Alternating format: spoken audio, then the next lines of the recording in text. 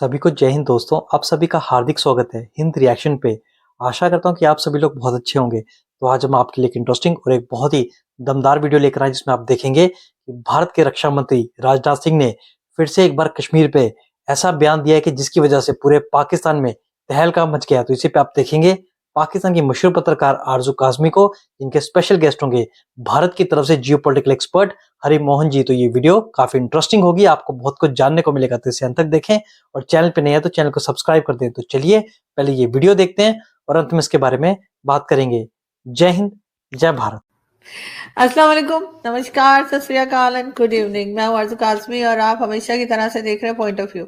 हमारे साथ जी हरिमोहन जी हैं। बहुत शुक्रिया हरिमोहन जी कि आज आप आए। Thank you so much. आरजू जी बहुत बहुत शुक्रिया, आज आपने बुलाया।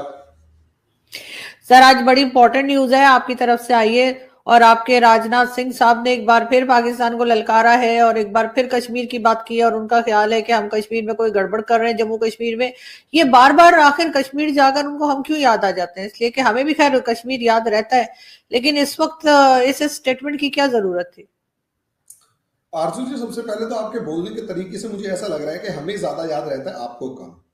तो मुझे ऐसा लगता है थोड़ा सा हमें इस चीज में ध्यान देना पड़ेगा कि किसको ज्यादा याद रहता है, पाकिस्तान को या इंडिया को।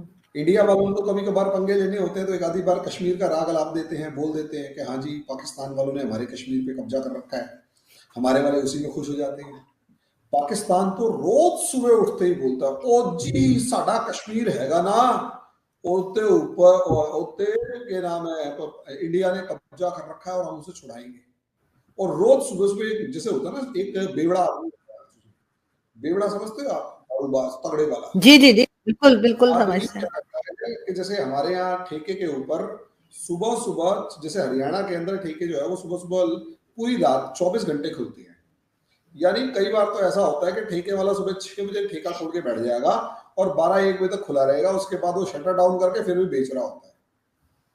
तो उस दुकान के नॉर्मली उस ठेके के ऊपर दारू के सुबह सुबह 6 बजे शटर से खुलने से पहले भी कुछ लोग बैठे हुए होते हैं और जैसे ही 6 बजे खुलता है वहां पर आपको दिखेगा 5-7 लोग होते हैं, एक दो होते हैं। जाते ही सबसे पहले बोतल खरीदेंगे और उसे पिएंगे, पूरा दिन घूमेंगे फिरेंगे, खाना पीना खाएंगे, जो भी करना होता करेंगे और शाम को एक पैक लगा के फिर दोबारा एक बोतल पी के दोबारा। मतलब उन्हें नशे में रहने की आदत होती है। लेकिन प्रॉब्लम ये है उस ऐसा आदमी जिसे नशे में रहने की आदत होती है, वो सुबह से शाम तक दारू पी रहा है, तो उस आदमी को सुबह उठते ही शराब चाहिए। यही नशा, इसी को नशा कहते हैं ना, आपकी शब्दों में उसे चूरन कहते हैं। अब वो चूरन पाकिस्तान को तो सुबह से शाम तक मिलता रहता है, ठीक है। अब जैसे मिला रहता है तो सबसे पहले उठते ही आपके जो प्राइम मिनिस्टर है, आर्मी वाले हैं, वो सुबह सुबह कोई ना कोई कश्मीर के ऊपर कोई ना कोई कहानी गा देते हैं। अब जैसे ही गा देते हैं तो पाकिस्तानी बहुत ज्यादा वो फील करते हैं कि हाँ जी हमारी जो आर्मी, आजकल वो नशा थोड़ा झेला नहीं जा रहा, या यूं कहें वो असर नहीं कर रही। नशे की एक आदत होती है ना, थोड़ा थोड़ा डोज रोज बढ़ाना होता है तभी मजा आता है, वरना एक लेवल के बाद वो शराब जो है वो चीज जो है वो असर करना बंद कर देती है, जो भी नशीली चीज होती है।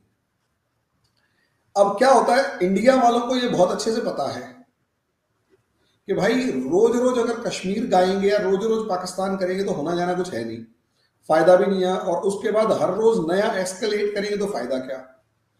तो पाकिस्तान वाले तो क्या करते हैं, रोज सुबह उठते ही कश्मीर के बारे में कुछ ना कुछ बोल देते हैं, इसलिए लोगों पे कश्मीर का असर होना बंद हो गया है। आप देखेंगे तो वो कभी टीटीपी की तरफ देख रहे हैं, कभी बीएलए की तरफ देख रहे हैं, कभी ईरान शोर मचा रहा है, कभी कुछ हो रहा है, कभी कुछ हो रहा है। इसका दूसरा पार्ट ये है कि अगर हम इसे इस तरीके से देखें कि इंडिया वाले जो है वो कश्मीर के ऊपर रोज शोर नहीं मचाते। अब रोज शोर नहीं मचाते तो जब भी वो कश्मीर के ऊपर बोलते हैं, पहला, नेशनल इंटरनेशनल मीडिया के अंदर वो बात अननोटिस्ड नहीं जाती, लोग सीरियसली लेते हैं। अब जैसे 3-4 महीने बाद राजनाथ सिंह जी ने एक बार और स्टेटमेंट दे दिया कि हाँ भाई ठीक है, कश्मीर को पाकिस्तान डिस्टेबलाइज करना चाहता है। अब आरजू भी लगी हुई है डिस्कस करने में, पूरा पाकिस्तानी मीडिया डिस्कस करने में लगा हुआ है, इंडियन मीडिया डिस्कस करने में लगा हुआ है, इंटरनेशनल मीडिया डिस्कस करने में लगा हुआ है, बहुत जबरदस्त मामला चल रहा है। अब यही कारण है, देखो सुनने का भी तो एक तरीका होता होता है, सुनाने का भी तरीका होता है, समझाने का भी सर तरीका आपका होता है। मीडिया भी तो लगा हुआ है, सुबह से मुझे 4 मैं कॉल्स वही आ तो चीज चुकी कह है। रहा हूं ना, आपके प्राइम मिनिस्टर कश्मीर के ऊपर डिस्कशन कर देते, शो मतलब कुछ स्टेटमेंट दे देते हैं, आर्मी चीफ स्टेटमेंट दे देते हैं, हमारे यहाँ कोई ढंग से डिस्कस ही नहीं करता, एक आधा 15-20 मिनट का डिस्कशन हो गया सो हो गया। लेकिन जब राजनाथ सिंह जी ने स्टेटमेंट दिया, हमारे फॉरेन मिनिस्टर ने स्टेटमेंट दिया, तो पाकिस्तान वाले सुबह से लेकर शाम तक उसी चीज को डिस्कस कर रहे हैं। और जी कश्मीर का सर नाम इंडिया ले वाले लिया। भी कर रहे हैं सर, इंडिया की बात कर रही हूँ। मैं वही तो इंडिया चीज की कह रहा भी हूं ना, आप उसी मीडिया को से मुझे समझिए। 4 कॉल्स आ गई जब हैं। पाकिस्तान का कोई भी हेड ऑफ द स्टेट या आर्मी चीफ ये कह रहा होता है कि हम कश्मीर की बात करेंगे, तो कोई डिस्कशन नहीं होता। लेकिन जैसे ही हमारे आर्मी चीफ एक बार स्टेटमेंट दे देते हैं कि हाँ जी हम इस चीज के बारे में सीरियसली सोच रहे हैं और पाकिस्तान हमें परेशान कर रहा है, तो हर कोई सुनकर सीरियसली लेता है और डिस्कशन करता है। ये डिफरेंस है जो हमारी गवर्नमेंट को अच्छे से पता है। इसलिए वो कभी कभार एक आधा स्टेटमेंट दे देते हैं और लोग उस पर 2-3 दिन डिस्कस करते हैं।